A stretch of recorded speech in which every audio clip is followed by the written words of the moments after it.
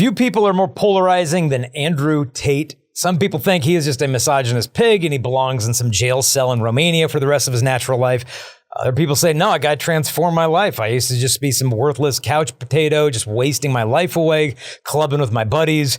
And now his message just hit me like a 2x4. And I got my act together. I started up a business and I'm just living the best life ever. So what's the deal with Andrew Tate? Is this guy a friend? Is he foe? Is he evil? Is he good? Like, what's the proper take on Andrew Tate? Well, instead of grabbing him out of context and just hating on him, I thought what we would do is take some of his messages, because I think in some spots, like, he's spot on. Like, he nails it in some areas. And that's why he's created such a following of young men that are looking up to him. But on other aspects, I think he misses the mark by quite a wide margin. And so he did an interview recently, not with us, but with somebody else. And so I thought we'd take snippets of that interview and then kind of take a look at that through the lens of St. John Paul II. But before we dive into those clips, I just want to first thank all those who are supporting this program on Patreon. If you want to join the community and help us to make more of these videos, just go to patreon.com/Jason Evert and sign up to join the community. Depending how competent you are as a man depends how potent you are with your time. So before I apply this to fatherhood, I'm going to apply it to something else.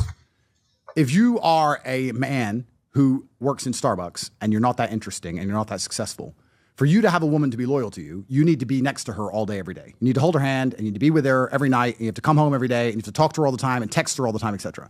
If you're one of the most famous, important, rich men in the world, you can talk to a girl an hour a day or 20 minutes a day, and you can see her once a month and she'll be loyal to you. Why? Because of the potency of the man, the capability of the man.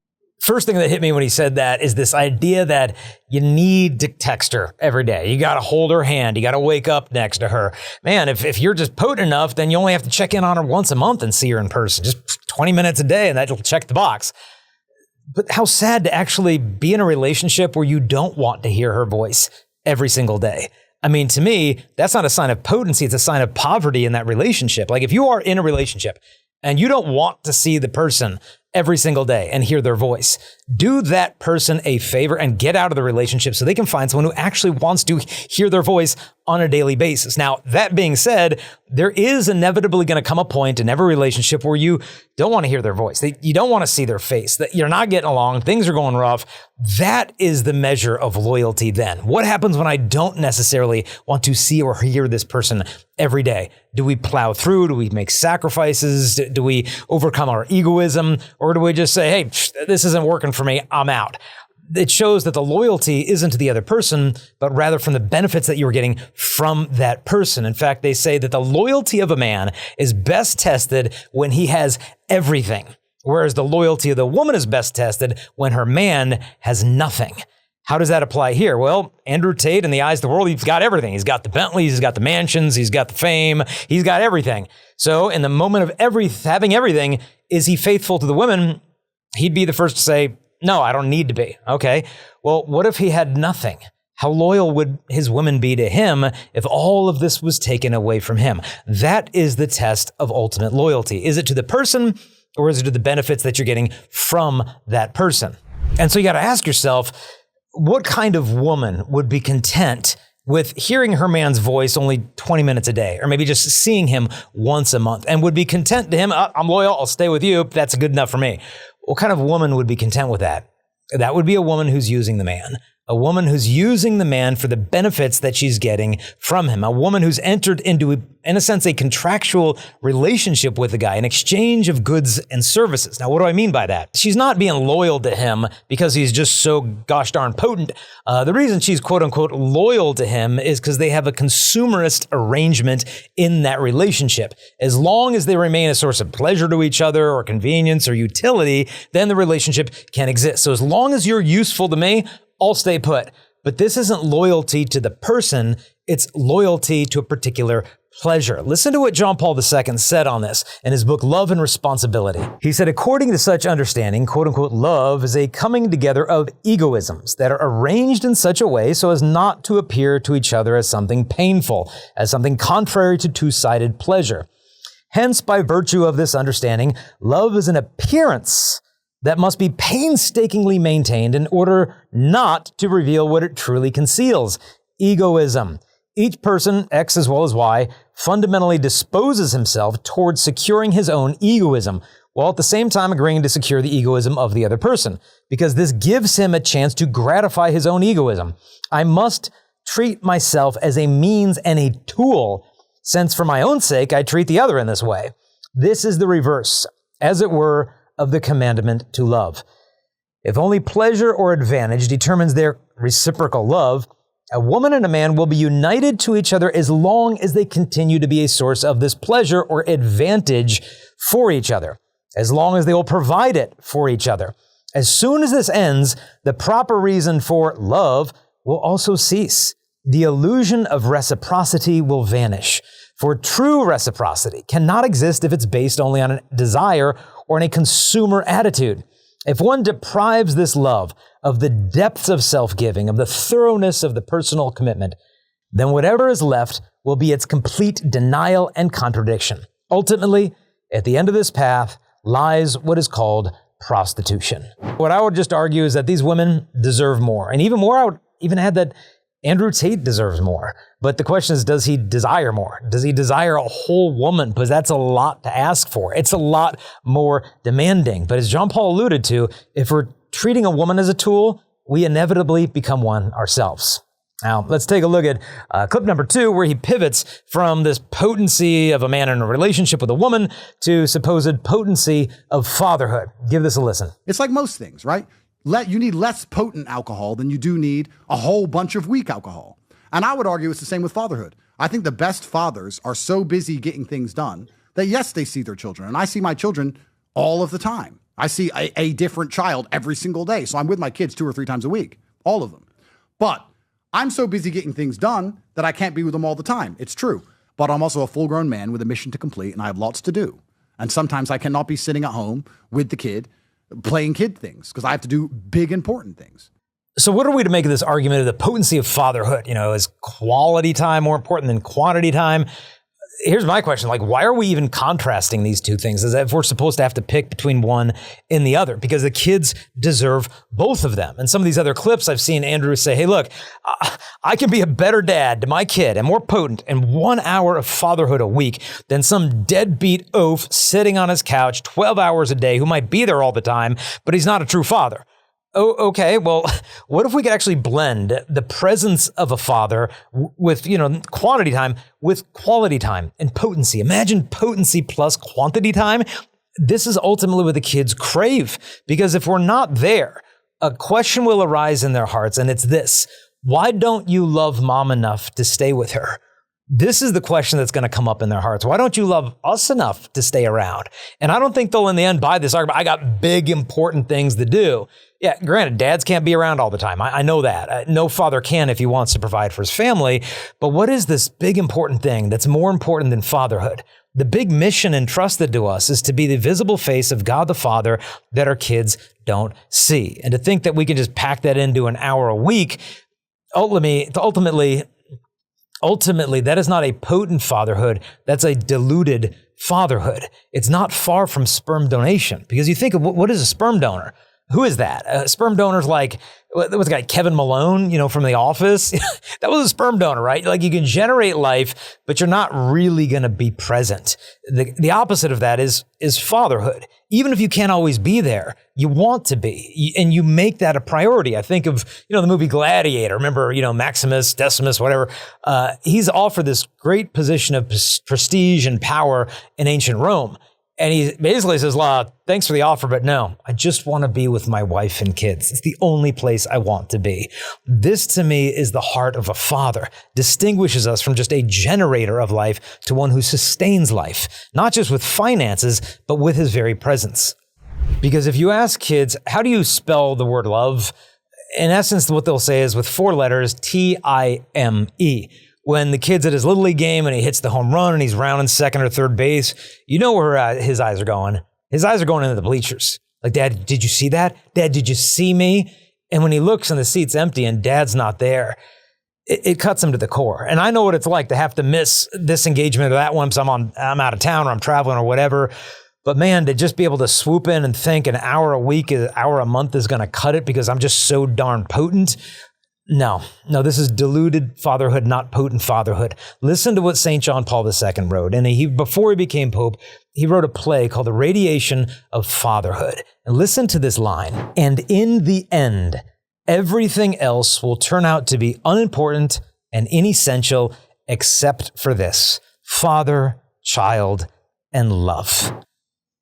Everything else unimportant and just not essential except for father, child, love. Not only in this life, but this is the description of heaven.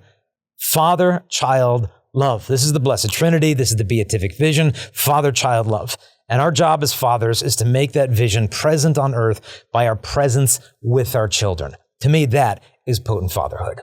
Your daughter, one of them, later on, she brings a guy home. He's like you, okay? Okay. And confident, not intimidated by you. I'll whoop his ass, but he's respectful, but he's confident, and he's kind of like you. He comes in with a swagger because that's what they're used to, right? Of course. They get married. 5 years later, they got 2 kids. Okay. She finds text messages. She finds out he's got a handful of girls on the side. You find out through your guys who run the clubs that they report, because guys like us, we're going to be reported back. Everything's coming back to us. Of course. You find out he's hooked up with 3, 4, 5 girls on the side. Are you confronting him? So I say this, and I've answered this question before, and people find my answer surprising, but I'm going to be very honest with you. My plan for my daughters, and my number one hope for my daughters, if I could plan their lives head to toe, would be for them to, at a relatively young age, meet a man who is older than them, who can take care of them financially and get pregnant and have a family. If my 21-year-old daughter wanted to marry a 48, 50-year-old guy, I'd be very happy with that. I'd be like, good. He's probably settled down a bit. He has enough money to take care of you. You're going to be good. In this scenario, which you've just described, if the man is financially providing for her, if he's offering her provision and protection and she's safe, I would truthfully, from the bottom of my heart, say to her, look, there's no point losing the man who's paying for you, who takes care of you, who will die for you, who protects you, who does all of those jobs as a man because he's running around with a few silly girls. There's no point leaving him. You can confront him, we can talk to him, but there's no point in destroying your family home over this. That's what I would say. People may think I'm not telling the truth, but I'm telling you that's what I would genuinely say. Whoa. I want you to pause for a moment here and consider what he's saying in terms of if you provide, you offer provisions, you protect the family, that's the job of the husband. If that's the mere description of, and the husband needs to do those things, don't get me wrong, but if that's all that he does and he can just check those boxes, what would distinguish a husband from a pimp? Nothing, right? I mean, a pimp can provide, okay, here's housing, here's Bentley, here's jewelry. I'll protect you. You got bodyguards. Okay, you're all set. I'm a husband. This is not a spousal relationship. All right. If it ends there, it's just, this is a pimp, not a husband. There's a big difference here. And one of the most crucial points in that entire thing is notice who he says would be destroying the family. Okay. I mean, Andrew Tate is very outspoken how women just today are not taking accountability. They blame everything on the way that I was raised. It's a man's fault. It's this fault, it's that fault. And in some respects, there's areas of life that he's true that some women do not take accountability. They just want to just blame shift everything in the world. But if we need to take accountability, listen so closely again to who he says would destroy the family. He's putting it on the woman if she doesn't want to tolerate infidelity. He says, don't destroy your family over this if he's just running around with a few silly little girls. In other words, just take it. Just accept disloyalty, accept human papillomavirus, and just be grateful for the fancy things that he provides to you. And he'll bring home some STDs and all, but it's just not worth destroying your family over this. Wow. Okay. So if the woman doesn't like disloyalty, she's destroying the family over this? Is there perhaps a chance that the guy's destroying the family and he just wants permissiveness in a woman? Like, if there's a place where this is just saying, I don't want to be accountable and it's the woman's problem. And so at this point, I think that Andrew Tate unfortunately loses all credibility in saying that women don't want to take accountability. If he wants to blame a woman for the destruction of a family, if she's not content with a man who's impregnating her twice, running off with silly little girls, okay? This is absolute blame shifting. And it says, what's the point of leaving a guy if he's willing to die for you? Die for you? I mean, do you really want a man who claims that he will die for you if he's completely unwilling to live for you? I remember meeting a high school guy once, came up to me after the assembly. And he said, yeah. He said, look, I'm sleeping with my girlfriend, but he said, I love her so much, I would die for her. And I said, for real? And he said, oh yeah. If someone would put a gun to her head, I'd say, shoot me instead. I said, no kidding, man. You take a bullet for your girlfriend? He said, absolutely. I said, okay, well, if you're willing to die for her, then I want you to go ahead and do it. And he's like, what do you mean? And I'm like, look, nobody's going to be shooting your girlfriend unless she's involved in organized crime or some drug cartel. And if that's the case, you need to make better dating decisions. I said, look, you don't have to protect her from the mafia. Okay, that's this like imaginary heroism you got going around. No, you don't need to protect her from that. You have to protect her from yourself, from your lust, from your ego. That's the death that needs to die. Because we all want to look like a knight, but we just don't want to bleed like one. But I want you to listen to it again, what St. John Paul II has to say here. He said, Christ is found particularly in the field of sexual morality because it is here that Christ makes demands on men. And so true love is a demanding love, but that's why it's so beautiful. That's why it's so rare. So are we willing to take up the demands of authentic love to make a gift of ourselves? Or do we just want to reduce the gift of ourselves to a loan? I think the answer to that becomes kind of clear in this next clip. Marriage throughout the longest period in human time was protection and provision. That's all it was. A king could have more wives because he could protect and provide for more wives. He's saying marriage was not bouquets. Marriage was not remembering anniversaries. Marriage was not date nights. Marriage was not holding hands. Marriage was, do I protect you? Do I provide for you? So he effectively defended me and said, Andrew does not have a bunch of baby mamas. He has a bunch of wives because they're all paid for. They're all protected. They all have private security. They're all in mansions. They all drive Bentleys. He's doing his job as a man. That's what a man is supposed to do, effectively. So what you see here, Tate is saying something in essence that's true. A real man protects and provides for his family.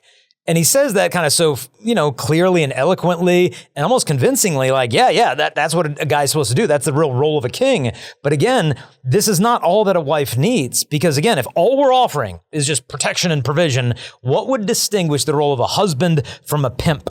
It's the reduction of the role to just the provider of goods and services. And let's be really honest here. The Bentley is not for her.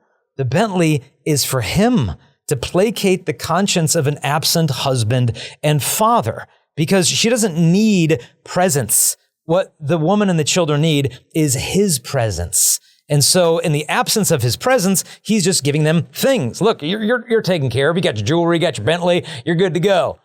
This isn't the ultimate role of a husband. And again, I mean, he's spot on that like women need security, right? This is one of the deepest feminine cravings. And so he says, look, my wife's got security guards, they're good to go.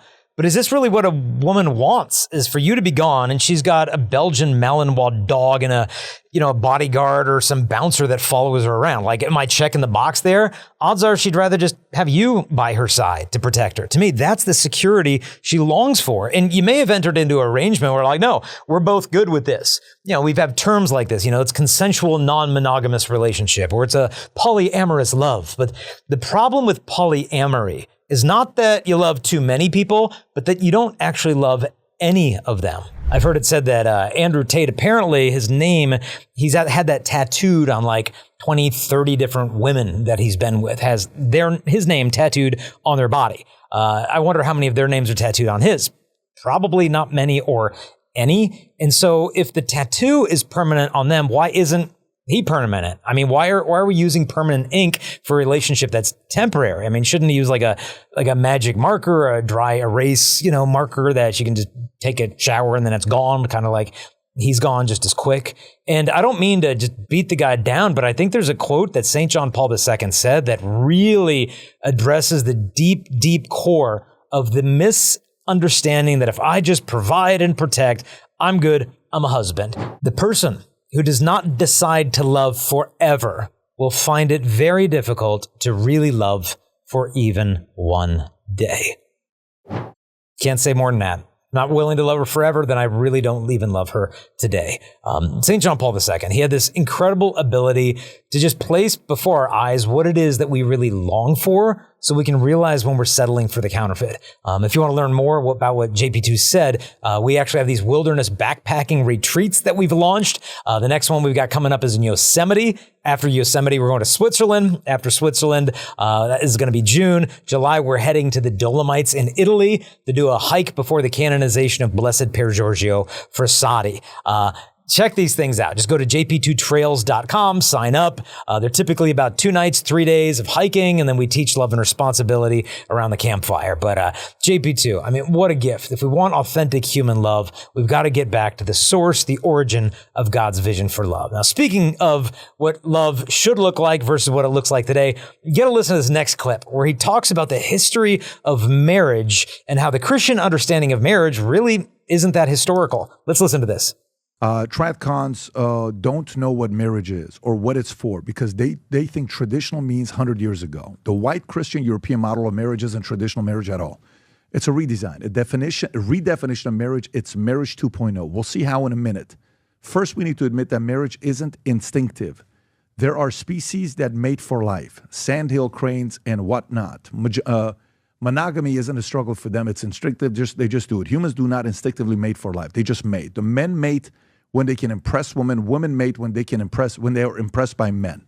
And the women of the hominid pack babysit each other's children. Fast forward to the beginning of a Neolithic era. Now all of a sudden they're actually something to own.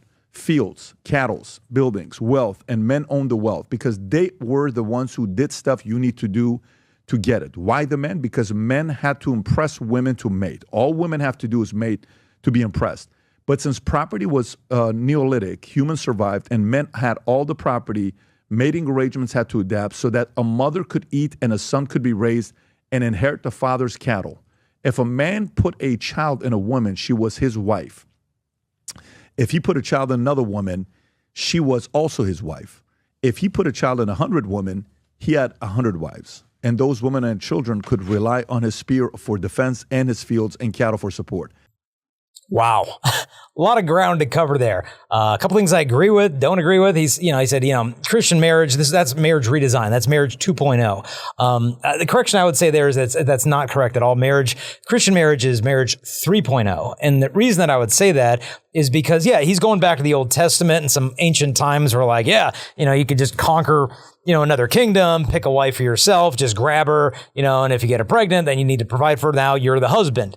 But under this understanding of marriage, you could essentially just sexually assault a woman, impregnate her, and say, I'm a husband now.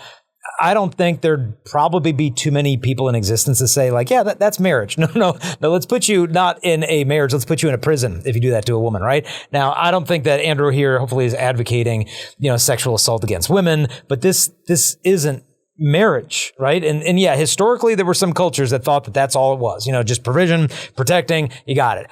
But the problem here is that not that they're going too far back in history, but they're not going back far enough. Marriage 1.0 was what God originally designed it to be in the garden between Adam and Eve. For this reason, a man shall leave his father and mother, cleave to his wife, the two shall become one flesh. This original idea and vision of God's plan for human love. Now, with the fall of man, entered in concupiscence, which is the inclination to sin, the darkening of our intellects, the weakenings of our wills, our disordered appetites. And you'll notice here, he says, sandhill cranes, monogamy is just not a struggle for them.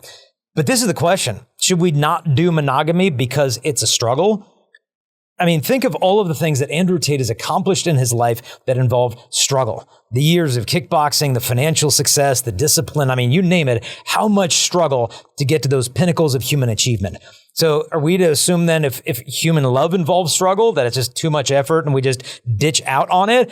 This is the core issue here. And, you'll notice with these arguments, they're always comparing us to the beasts, to the animals. We're just not monogamous. Look at the animals. But what if we're not made in the image and likeness of the beasts? What if we're made in the image and likeness of God? Then ultimately, a relationship that's not a total self-gift is not just something we shouldn't do. It's not who we are. If we're made in the image and likeness of God, who's a life-giving communion of love. That being said, monogamy's tough. I don't know if you've ever read the letter that T.S. Eliot, Now, I don't know if you've ever read the letter that J.R.R. Tolkien wrote to his son. Now, Tolkien, as many of you know, this is the guy who wrote Lord of the Rings. And he writes a letter to his son in regards to monogamy, where he concedes a lot of these points. But listen to the spin that Tolkien takes of acknowledging, hey, there's some truth here. Monogamy is a serious struggle, always has been since the fall. But listen to what Tolkien says. The letter is called There Is No Escape. He says men are not monogamous. No good pretending. Men just ain't. Not by their animal nature. Monogamy, although it has long been fundamental to our inherited ideas, is for us men a piece of revealed ethic, according to faith and not the flesh. For a Christian man, there is no escape. Marriage may help to sanctify and direct to its proper object his sexual desires. Its grace may help him in the struggle, but the struggle remains. It will not satisfy him, as hunger may be kept off by regular meals. No man, however truly he loved his betrothed and bride as a young man, has lived faithful to her as a wife in mind and body, without deliberate conscious exercise of the will, without self-denial. When the glamour wears off, or merely works a bit thin, they think that they have made a mistake, that the real soulmate is still to find. The real soulmate too often proves to be the next sexually attractive person that comes along. And of course, they are, as a rule, quite right. They did make a mistake. Nearly all marriages, even happy ones, are mistakes, in the sense that almost certainly, in a more perfect world, or even with a little more care in this very imperfect one, both partners might have found more suitable mates. But the, quote, real soulmate is the one you're actually married to. In this fallen world, we have as our only guides prudence, wisdom, rare in youth, too late in age, a clean heart, and fidelity of will. Dude, gotta love Tolkien. Because he doesn't say, no. Yeah, monogamy, that's who I am. It's a piece of cake. And if it's too difficult, then we're not obliged to have to practice that. He says, no, this is gonna be a struggle. But if anything is worth struggle, love is worth struggle. Now let's take a look at one last clip here from Tate, where he's essentially addressing the accusations that have been made against him regarding the things that he's done with women, where he's, served in essence as a purveyor of sexual content, essentially saying, hey, you use OnlyFans and TikTok on, these platforms, and I'm going to get a cut of it, and you'll make money and I'll make money. And it didn't end up going so well for Tate. Listen to what he says here. The girls in my case are defending me. Doesn't matter what you say, he brainwashed you. He made you have TikTok because he bought you handbags. Guys, please understand, no man is safe from this bullshit. If you want a little context on what it is that he's talking about right here, that the women in his case are defending him, just encourage you to check out Lila Rose's podcast, where she interviews the woman who's representing women who are suing this guy. But I don't want to get into all the legality. He said, she said, whatever. No, the one thing I want to look at is his claim right there, where he says, no man is safe from these kinds of accusations. This is false. The true statement there, no pimp is safe, because they should not be safe. He himself has taken on this role of financially profiting from the degradation of women through pornography, while at the same time castigating men who are addicted to pornography as losers because they're not doing anything with their life except watching pornography.